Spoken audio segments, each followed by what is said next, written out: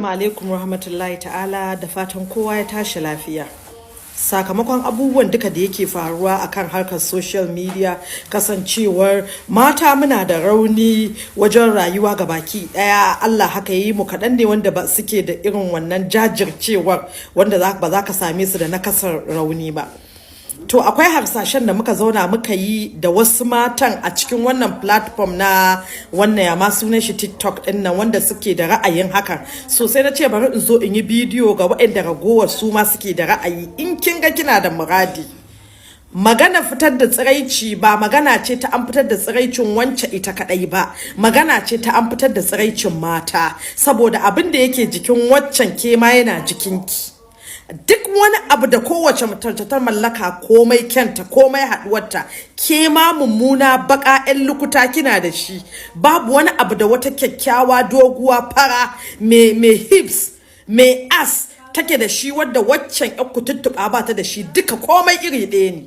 To don haka sakamakon wannan muke bakin cikin irin fito da al'auranmu da ake a matsayinmu na mata, ake tona mana asiri. Wasu mazajen da basu cancanta ba, da basu kai ba, da basu isa ba suke ganin mu. To shi yasa sai muka tafi muka yi deciding za a bude kungiya ga macen da take ganin wannan abin yana taba ta, tana ji ba daɗi. Za mu yi kokari mu yaki wannan abin da hannunmu, da bakinmu, da kuɗinmu, da iya jama'ar da Allah subhanahu wata'ala ya bamu a duniya.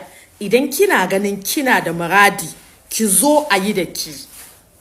Kina Gombe, kina Sokoto, kina Kaduna, kina Abuja, kina Kano, wherever, duk inda kike a duniya, matukar kin san ke Bahaushiya ce, kina bakin ciki da wannan fitar da videos din nan da ake yi, to ki zo mu yi magana da ke, ku zo mu tattauna, mata zalla, ba namiji a ciki. Maza tsakaninmu da mu da ku za ku ba mu tallafi, za ku ba mu gudunmawoyi, za mu tattauna wasu abubuwa da ku sakamakon kun fi mu hankali, kun fi mu dogon tunani, kun fi mu lissafi. Haka Allah ya ce, ar-rijalu qawwamuna 'alan nisa. Duk inda mace take, to namiji fa a saman ta yake, a tunani, a hankali, a komai da komai. Kun fi mu, min yadda min yi amanna, saboda haka Allah ya ce ba mu isa mu ja da hurumin ubangiji ba. To za ku taimake mu behind the scene a baya, amma acting abubuwa mu ne za mu dinga yi, mu mata zalla. Macen da bidiyon ta ya fita za a hukunta ta, wadda ta yi hanya bidiyon macen ya fita ita ma za a hukunta ta. Namijin da ya ce mace ta zo ta yi mishi bidiyo, ko ya biya ta ko bai biya ta ba, ko na soyayya ne, kai ko mata aure ce, matuƙar bidiyon ya linkin ya fita, mutane sun san shi, za a hukunta shi, amma a ƙarƙashin hukuma ce za ta yi wannan aiki, ba ƙungiya ba. Da hukuma za mu yi aiki, tunda akwai hukuma a duniya, ba wai ba mu da hukuma ba. Ba za mu dinga yin rayuwa kamar zubar gada, ba mu da kowa ba. Muna da iyaye, muna da ƴan uwa, muna da ƴaƴa, muna da hukuma ta Allah, ta Annabi. Hizba da ke muke so mu yi wannan aikin, sannan za mu sako police, sannan za mu sako gwamnoni ma insha Allah, za mu sako ku don ku ba mu haɗin kai, saboda mu ƴaƴanku ne, wasu matanku ne, wasu iyayenku ne. In dai namiji yana da hankali aka fitar da tsiraicin mace, yana tunanin kamar an fitar da na mamansa ko na yarsa ko na wannan. Sannan kuma a cikin gida, kai a matsayinka na namiji baka san me yarka take aikawa ba. Midiyan nan fa ta lalace, wataƙila hadda ita ake wannan abin. Rana ɗaya za ka iya gani, Allah ya kiyaye, Allah ya tsare, 'ya'yan kowa ba ma fata, sai ka iya ganin nude ɗin yarka ya fita. Yaya za ka ji? To wannan ƙungiya za ta yi aiki, za kuma ta yi hukunci, amma a bisa hukumance. Hukuma ce za ta yi wannan aikin, ba wani ba. Mu ba mu isa mu hukunta kowa ba, amma hukuma ta fi ƙarfin kowa. Da ke za mu yi aiki, hukuma.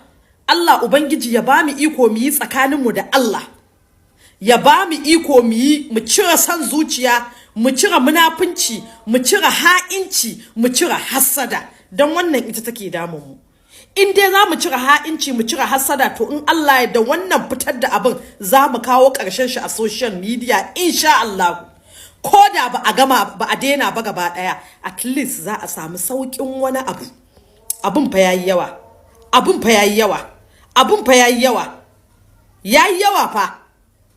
So don haka wadda ta ga tana so, tana da muradi, ta je DM dina ta ajiye number wayarta, amma ta san za ta yi ne dan Allah tun farko. Idan kin san ba za ki dan Allah ba, kan ma ki zo. Mu mun kirkire ta ne dan Allah. Wadda ta san za ta yi dan Allah ta ajiye a DM.